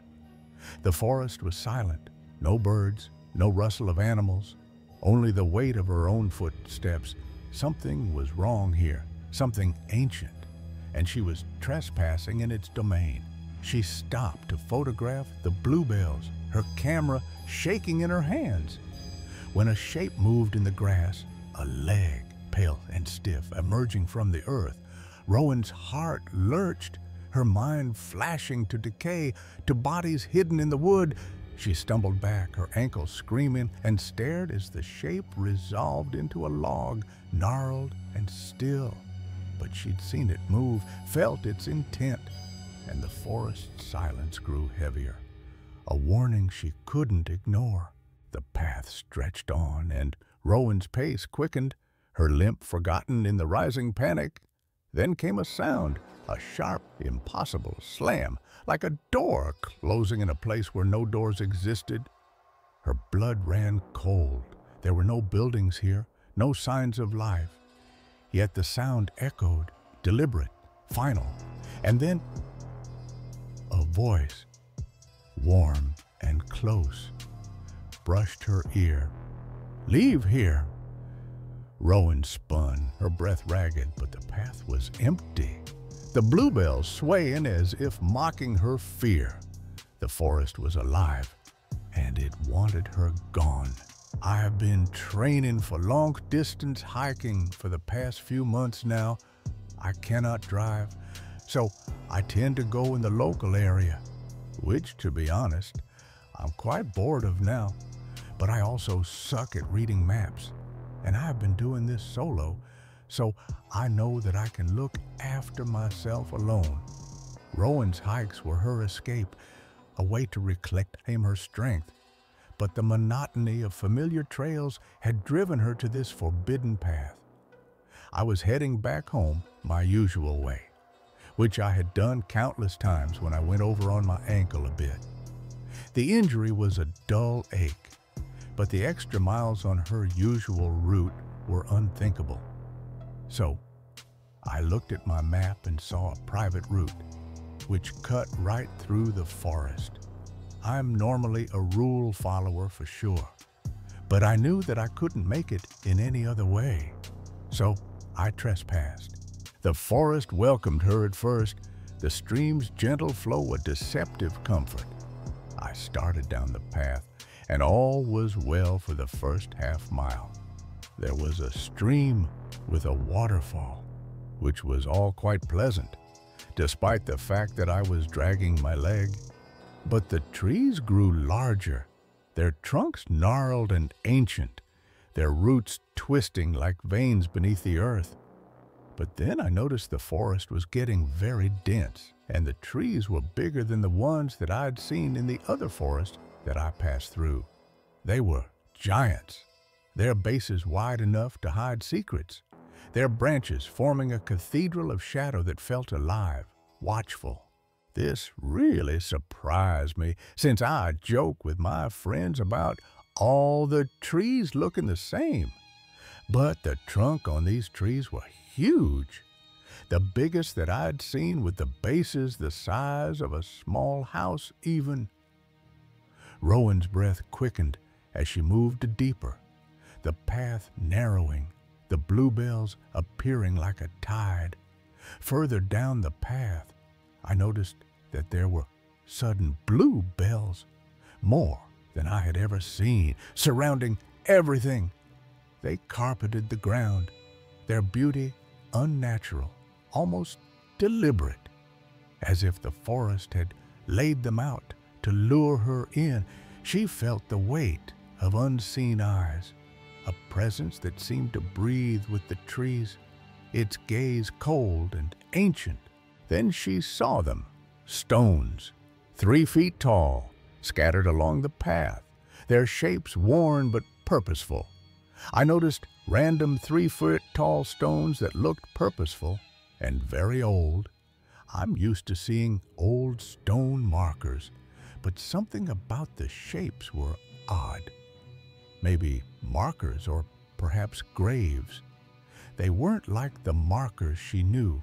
These were jagged, etched with faint lines that could have been runes or scars. The silence deepened. The absence of animal sounds a stream in itself. I had seen animals all the way through my hike, but for some reason not here. Instead, it was eerily silent. Rowan's skin prickled, her instincts urging her to turn back. But the path stretched on, pulling her deeper into the wood's heart. I stopped to take a picture of the bluebells, and then what looked like a leg suddenly came out of the grass near the base of a tree. Her scream echoed, unanswered, as she stared at the shape, her mind conjuring images of death, of bodies buried in the roots. I jumped out of my skin. I'm miles from anyone on land that I shouldn't even be on without any signal on my phone. She steadied herself, heart pounding, and approached. I got myself together, though, and took a few deep breaths and went to check. I walked over, and it was just a solid log. But the log felt wrong. Its surface too smooth, its presence too deliberate, as if the forest had played a trick. Rowan's ankle throbbed, but fear drove her forward. Well, I keep on walking, but quicken my pace. Ankle is killing me at this stage. The path twisted, the bluebells giving way to darker earth, the trees closing in like sentinels. Then I heard a door slam. I can assure you, though, that there were no buildings here. The sound was sharp, impossible, a violation of the forest's logic. Rowan froze, her breath shallow, as the air grew colder, the silence heavier, as if the wood was holding its breath, waiting for her next move. She tried to rationalize it, a falling branch, a trick of the wind, but the forest offered no answers. Then it came, the voice, warm and intimate, like a breath against her ear. When I heard someone speak, but it was like right next to my ear. I could feel the warmth of the breath. Even leave here is what it said. Rowan spun, her heart a drumbeat, but the path was empty. The bluebells still, the stones unmoving. I instantly turned around, thinking that somebody was there, but there was no one. There was nothing there. The voice lingered, its echo curling in her mind, and she knew it wasn't human. It was the forest, or something older, speaking through it. Panic surged, and she ran, her ankles screaming, the trees blurring past. Well, I break out into a full sprint. To heck with my ankle, too.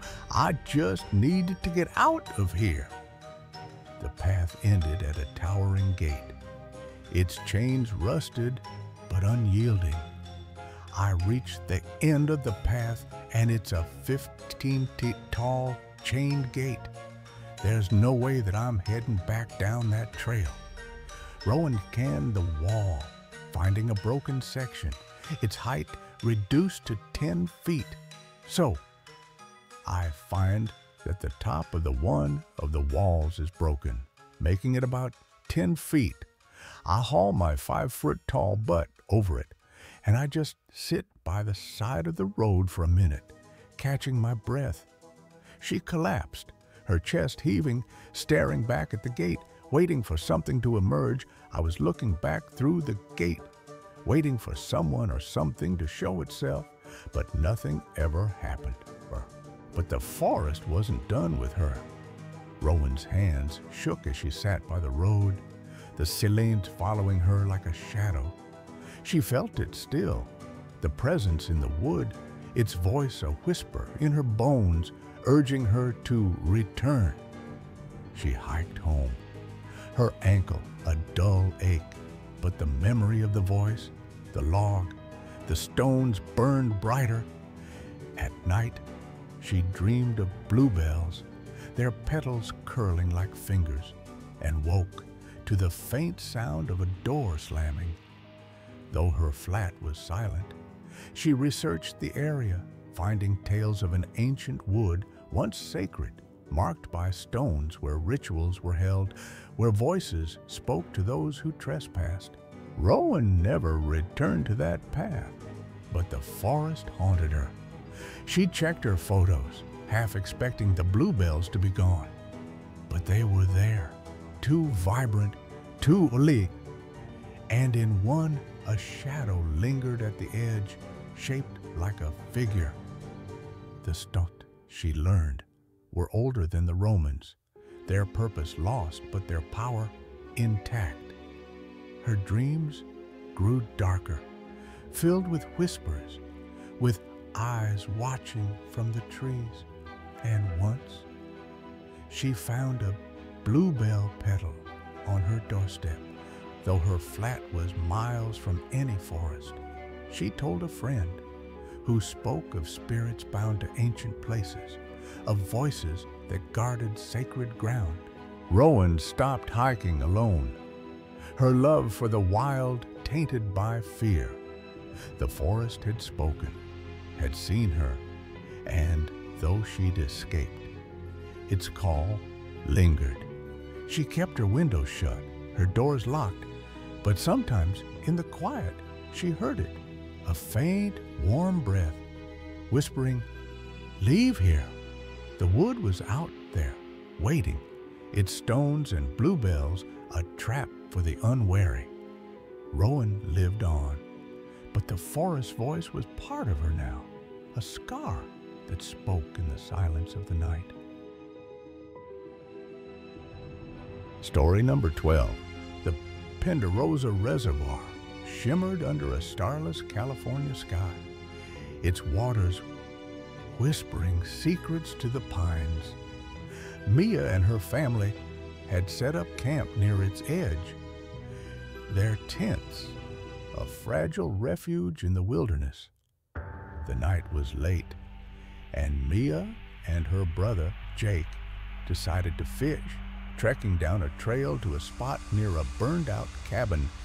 The air was thick, heavy with the scent of ash and overgrowth, the cabin's ruins looming like a forgotten grave.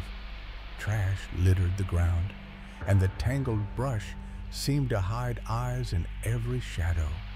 Mia's skin prickled, a primal warning she couldn't shake, as if the reservoir itself was watching, waiting. The trail led to a steep hill, descending to a rocky shore where the water lapped at charred debris.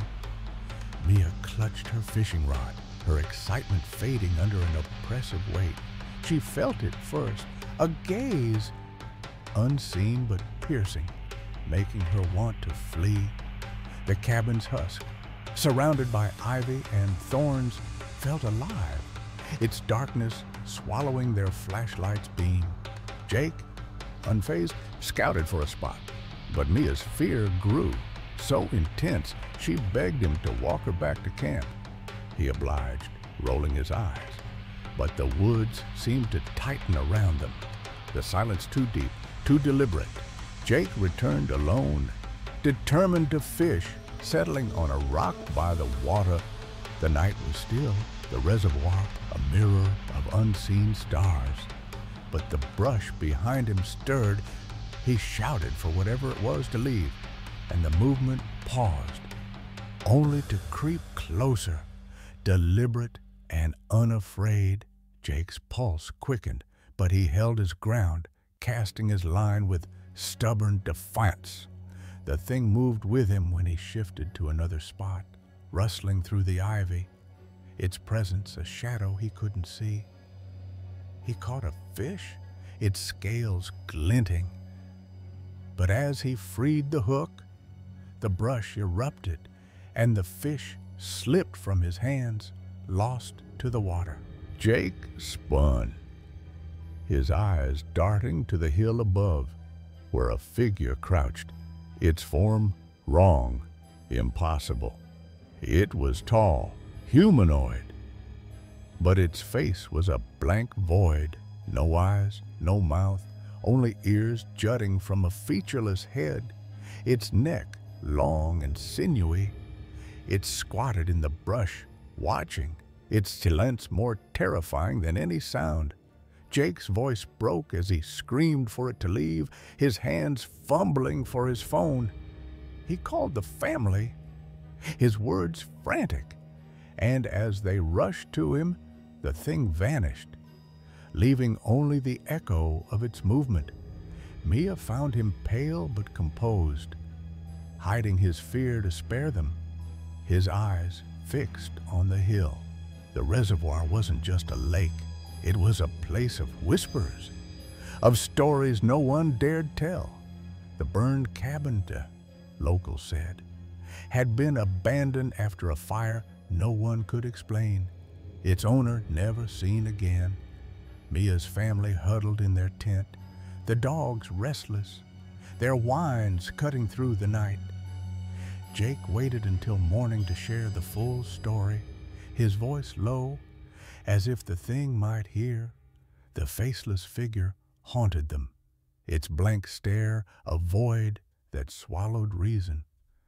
Mia scoured X, finding tales of Penderosa, hikers who felt watched, campers who heard steps in the brush. One post mentioned a watcher in the woods, a thing that mimicked humans but wasn't, its face a mask of nothing. Jake's bravado was gone, replaced by a quiet dread. He avoided the lake, his fishing rod untouched. The memory of the figure's crouch etched in his mind. Mia noticed new details, scratches on the cabin's charred beams, too high for a bear, too precise for wind. Their father checked the trail, finding no tracks.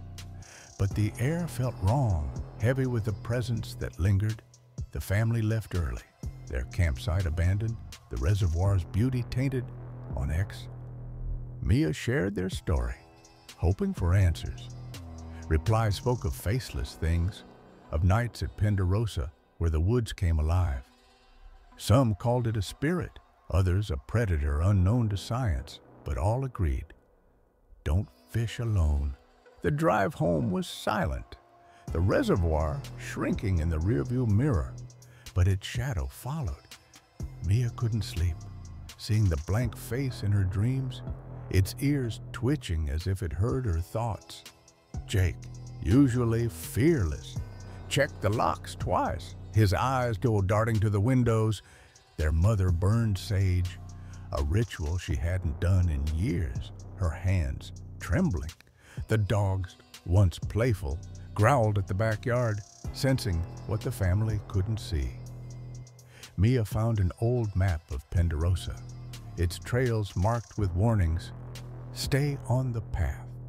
The cabin wasn't listed, as if erased from record, its fire a secret the lake kept.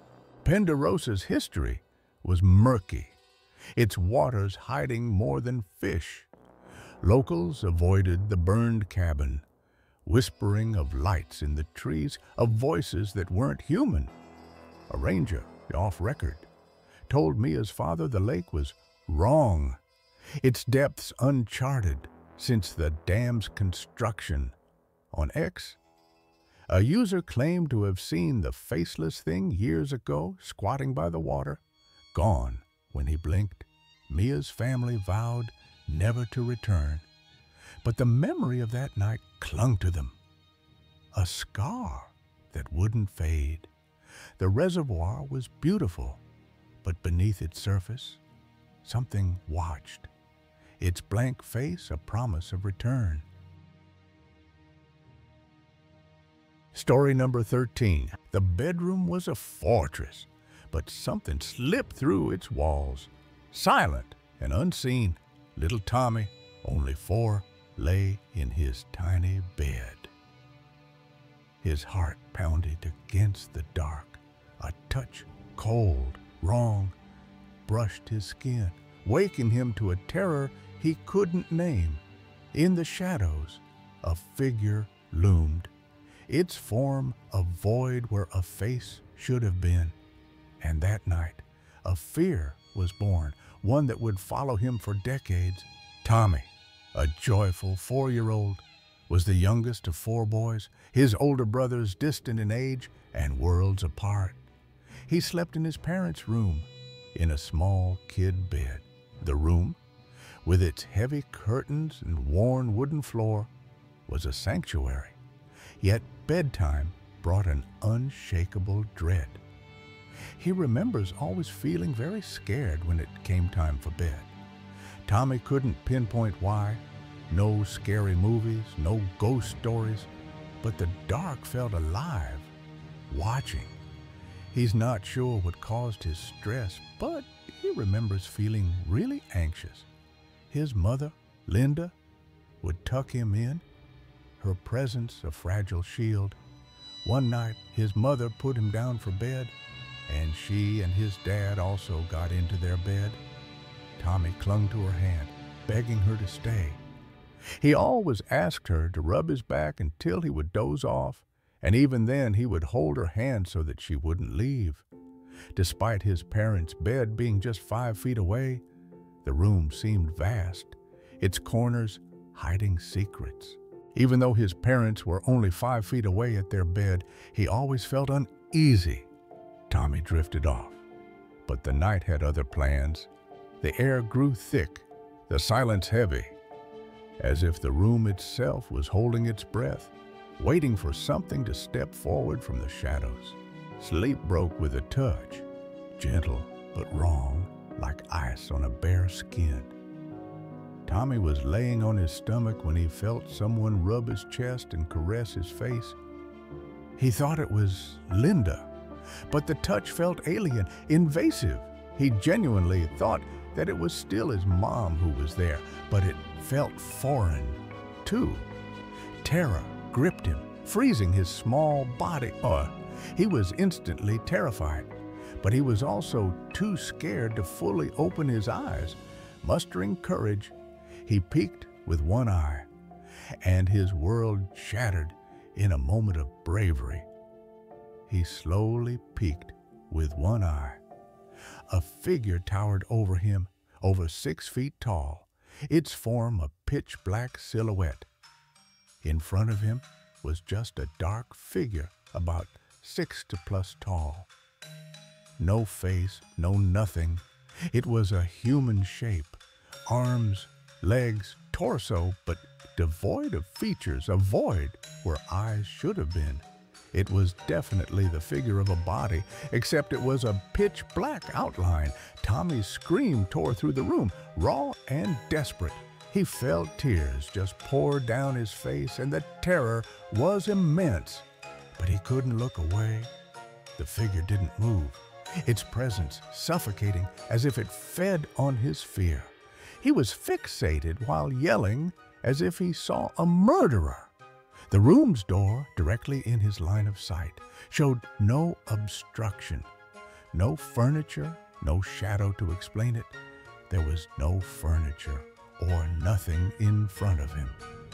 His small little bed actually faced the room door. Tommy's scream woke his parents, and the figure vanished as Linda's arms wrapped around him, her voice soothing but distant against his panic. The night left a scar that never faded. Tommy was sitting up in his bed with his mom's arms wrapped around him, and he was traumatized and scared. He refused to sleep in his own bed, begging to join his parents. He finally convinced her to let him sleep with them in their bed that night. The terror clung to him, a memory etched in vivid detail. To this day, he has never forgotten about that night. As an adult, Tommy, now 34, carried the weight of that encounter. Strangely enough, even now as an adult, he feels that fear that he felt when he was 4. Some nights, waking in the dark, he sensed it again, a presence, faceless, watching. Sometimes he wakes up and opens his eyes and can feel and see that figure watching him. He'd tell himself it was nothing, rolling over to sleep, but doubt lingered. He's less scared now and tells himself that it's nothing and that it's all just in his head, and just turns over and goes back to sleep. Deep down, he believed it was real, not a dream, as his family claimed. Deep down, he feels like whatever it is, it still continues to visit him.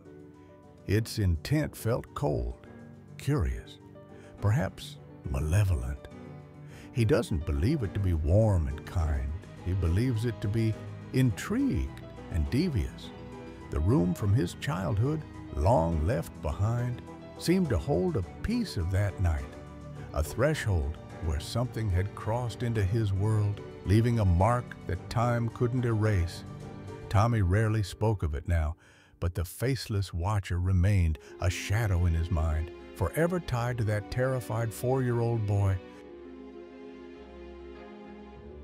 Story number 14. In the quiet house, where shadows clung to the walls like uninvited guests. Something stirred when Nora was alone. She'd moved in with her boyfriend's family after a rough patch, her skepticism about ghosts as firm as the floorboards beneath her.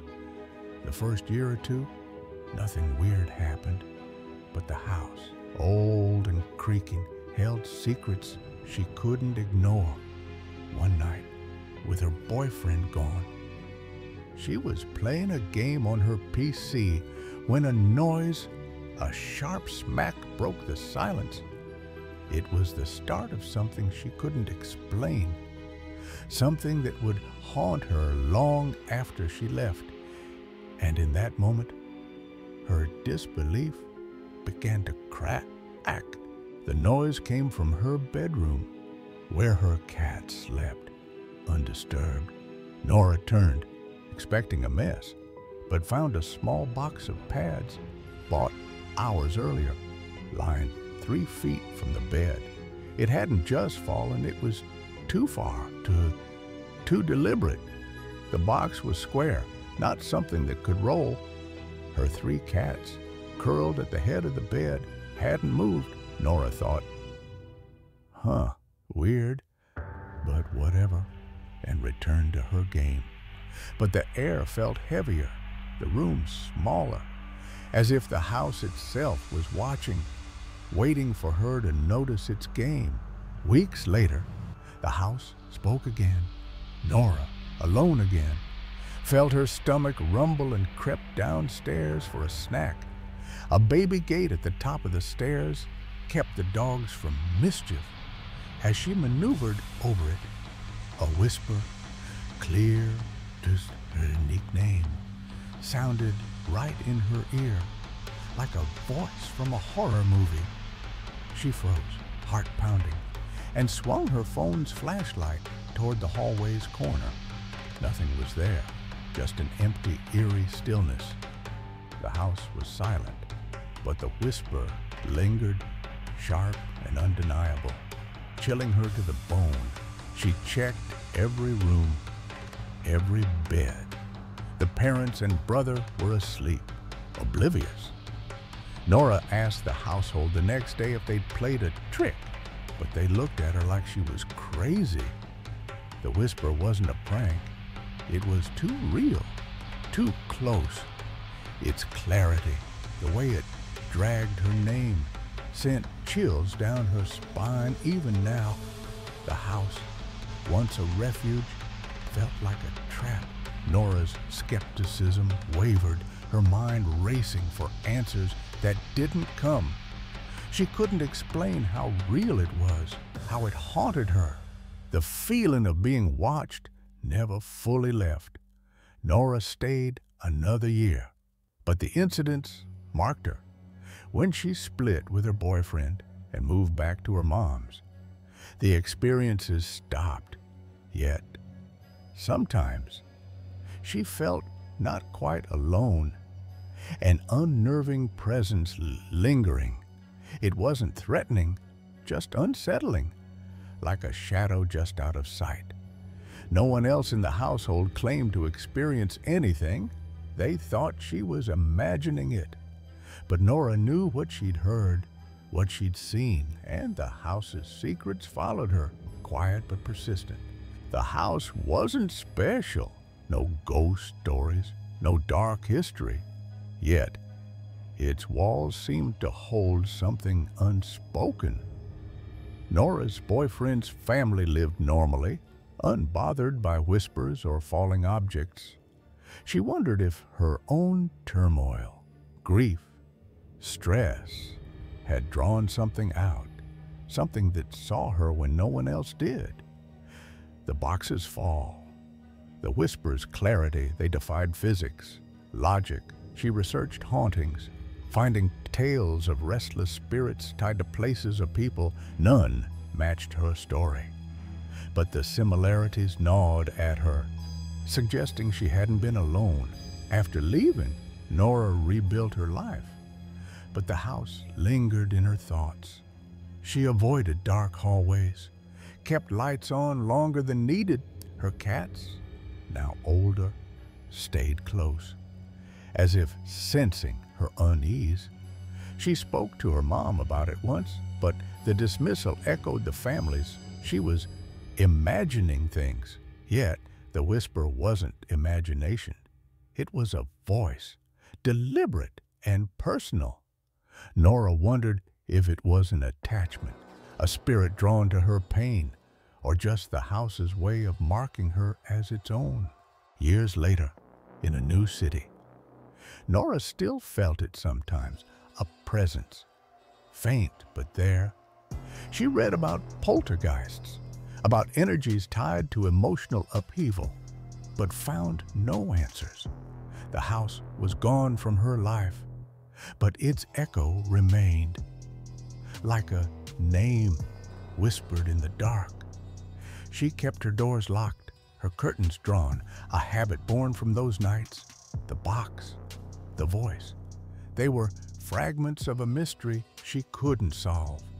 A reminder that some things linger beyond explanation, watching from the shadows.